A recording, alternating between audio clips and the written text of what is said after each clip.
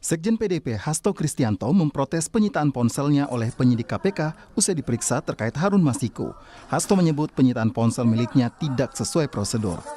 KPK memeriksa Hasto sebagai saksi untuk melacak keberadaan Harun Masiku yang buron sejak 29 Januari 2020 dalam kasus suap pergantian antar waktu caleg pemilu 2019.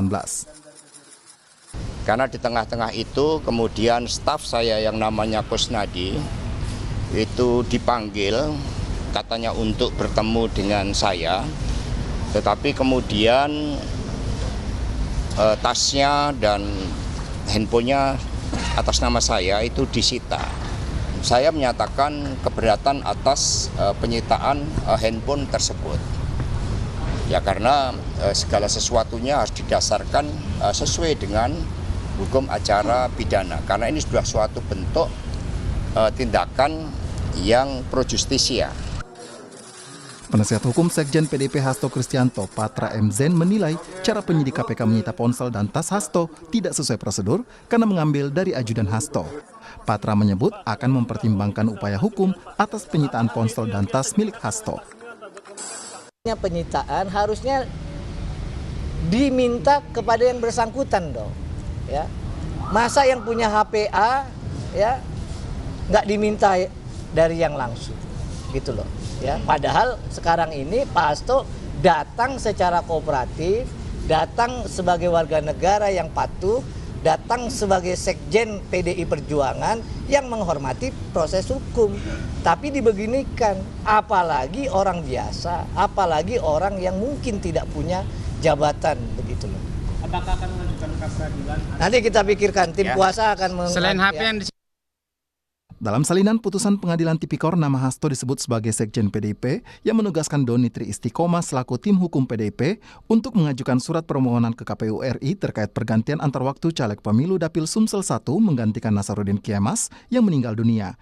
Meski demikian, dalam putusan Hakim Tipikor tidak disebutkan sejauh mana peran Hasto selain penugasan Doni Tri Istiqomah.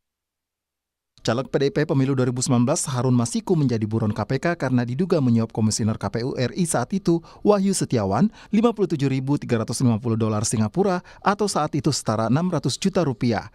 KPK telah memasukkan Harun Masiku dalam daftar pencarian orang atau DPO sejak 29 Januari 2020. Tidak hanya itu, Harun Masiku juga masuk dalam daftar pencarian Interpol sejak 30 Juli 2021. Harun Masiku sempat terekam kamera pemantau di Terminal 2F Bandara Soekarno-Hatta pada 7 Januari 2020. Harun Masiku saat itu baru pulang dari Singapura. Padahal tanggal 8 Januari 2020, KPK menggelar operasi tangkap tangan kepada Komisioner KPU saat itu, Wahyu Setiawan, yang diduga menerima suap 600 juta rupiah dari kesepakatan 900 juta rupiah. Namun, kedatangan Harun Masiku ke Indonesia baru disampaikan Dirjen Imigrasi pada 22 Januari 2020 dengan alasan keterlambatan sistem data perlintasan di Bandara Soekarno-Hatta.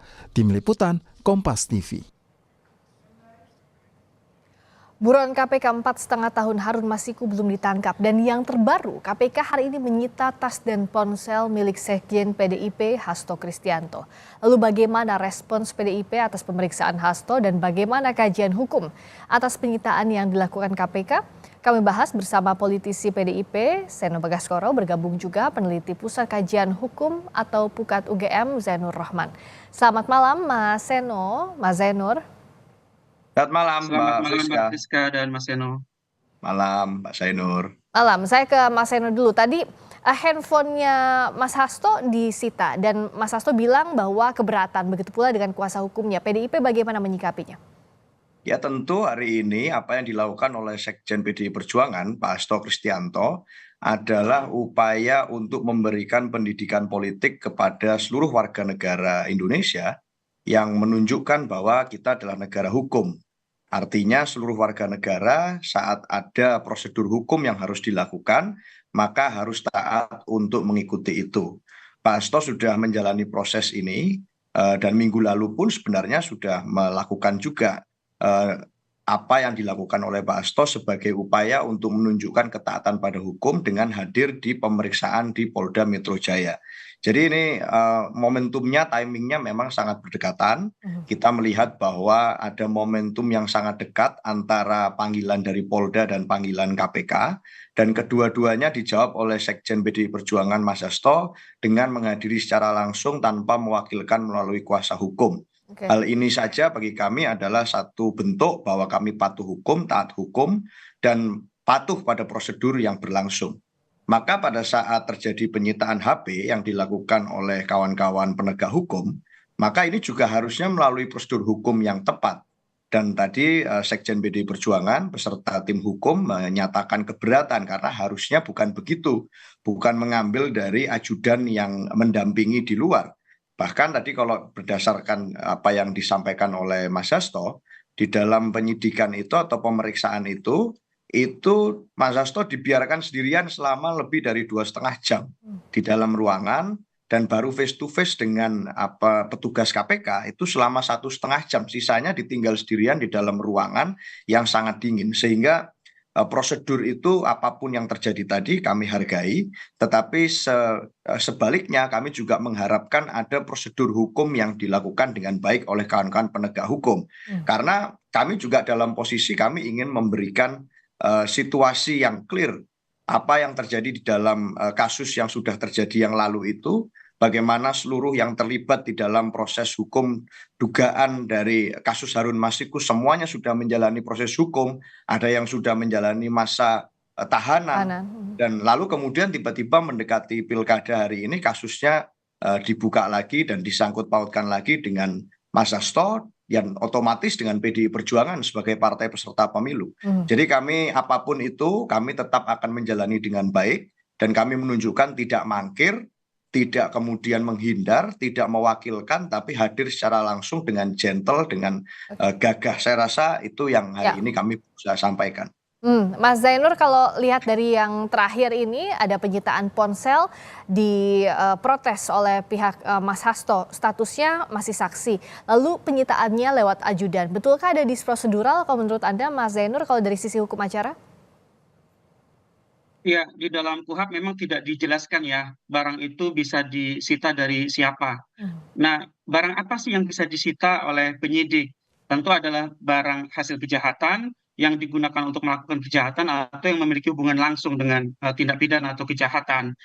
Nah, kalau di KPK itu berbeda dengan di penyidik kepolisian maupun kejaksaan. Kalau di penyidik kepolisian kejaksaan itu harus mengajukan izin kepada ketua pengadilan negeri. Tetapi kalau di KPK itu tanpa perlu izin, hanya perlu nanti melakukan pemberitahuan kepada Dewan Pengawas.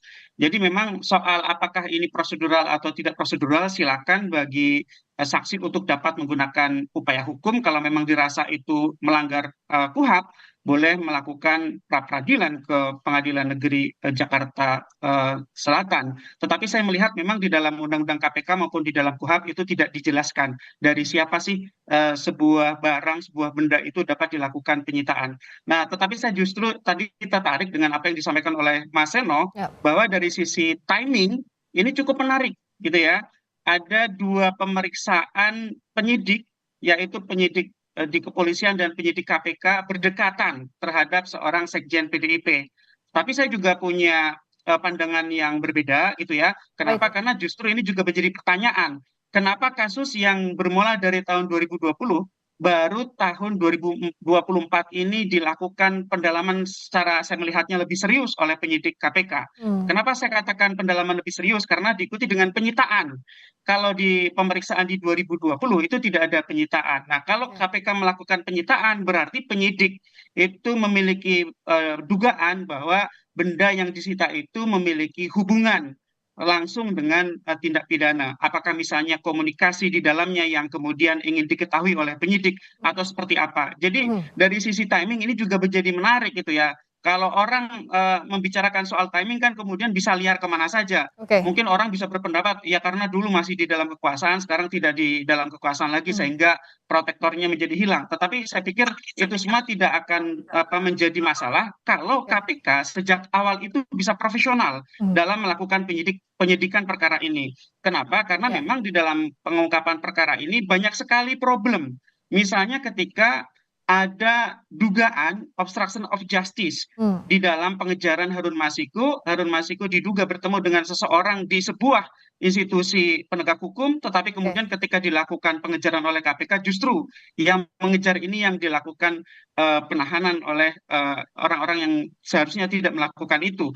Nah, jadi memang publik bertanya-tanya, kenapa dari dulu sampai sekarang baru sekarang dilakukan pendalaman, Baru 4,5 dan kenapa tahun kalau begitu untuk ya? kasus Harun Masiku ya, begitu lama KPK melakukan penangkapan dan kemudian menghadapkan Harun Masiku ke hadapan meja hijau. Oke. Kasus Harun Masiku ini menariknya bukan Harun Masikunya, tetapi diduga pihak-pihak lainnya itu. Kenapa epicentrum pembahasan kasus ini begitu besar? Ya. Seharusnya Harun Masiku ini kan bukan seorang politisi yang punya nama ya, Oke. masih politisi yang cukup hijau, tetapi kemudian kaitan Harun Masiku ini diduga punya kaitan dengan politisi-politisi senior yang itu memang di dalam kesaksian-kesaksian di perkara Wahyu Setiawan maupun Saiful Bahri maupun Tio itu sebenarnya sudah disebut-sebut gitu ya. Baik. Misalnya Saiful Bahri melapor gitu ya, kemudian ada pertemuan antara Harun Masiku dengan politisi senior dan seterusnya. Ini yang memang seharusnya dituntaskan oleh KPK.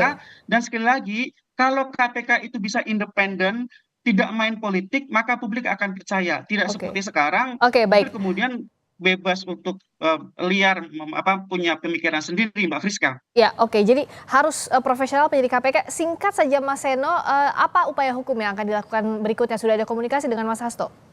Ya, kami akan cermati dengan seksama apa yang terjadi di KPK hari ini, karena dalam pemeriksaan 1,5 jam itu tadi, itu kan belum masuk ke dalam pokok perkara. Ya. Jadi masih di awal dan kemudian diselangi dengan apa yang terjadi dalam proses penyitaan HP dan tas itu.